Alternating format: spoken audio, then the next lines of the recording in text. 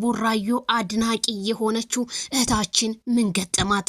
እኔም በኮሜንት አንድ ሊታግ አደርጋልኝ ነው። ዜድዬ በፈጣሪ ይሁንብሽ፣ የሃይሚና የብሩኬ ገዳፊ ልትሞት ነው። ይድረሱላት፣ ቪዲዮ ስሪ። ዱባይ ነው ያሉት። እኔ ችግር የለብኝም እሰራለሁኝ። እንግዲህ የማዳም ቅመም እንደምትሰሟት፣ የማዳም ቅመም ማለት ለቤተ ክርስቲያን፣ ለመስጊዱ፣ ለታመመ ደራሽ፣ ለዩቲዩበሮች ደራሽ።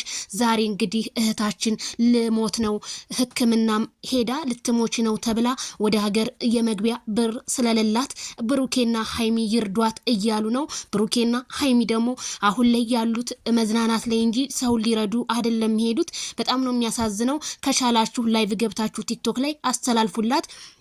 ይቺ ትናንትና እናንተን ስትረዳ እናንተን ላይክ ሼር ሰብስክራይብ ስታረግ ነበርና በጣም ያሳዝናል። የማዳም ቅመሞች መጨረሻ እንግዲህ ይሄ ነው ማለት ነው።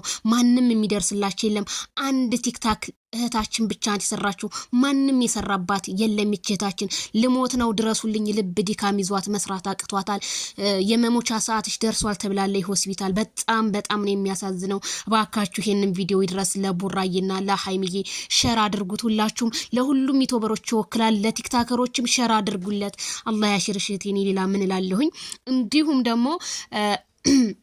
እንዲሁም ይሄ እንግዲህ በፒክቸር ላይ እንደምትሰሙት ምን አለ፣ ዱባይ ላይ ጠንቋይ ነው፣ ጠንቋይ ነኝ፣ ደፍተራ ነኝ እያለ እህቶቻችን፣ ብዙ እህቶቻችን ዱባይ ላይ እንደሞቱ ብዙ ብር ታተርፋላችሁ ብሎ በጣም ነው የሚያሳዝነው። ዱባይ እንግዲህ ጠዋት ማታ የምንሰማቸው ነገሮች በጣም አሰቃቂ፣ ከለት ምንም የሚሻሻል ነገር የለውም። የዱባይ ጉድ በካሜራ እየወጣ ነው። እኚህ ሰውዬ እንግዲህ ሀብታም አረግሻለሁ እያሉ ደፍተራ ነኝ እያሉ ውሸት እህቶቻችን ብዙ እህቶቻችን ሞተዋል ዱባይ ላይ እያሉ እንግዲህ ቲክቶክ እያለቀሱ ነው። ይድረስ ላለሁ ምን አይነት ዘመን ላይ ቆሻሻ ዘመን የዱባይ ህዝብ። አረ በፈጣሪ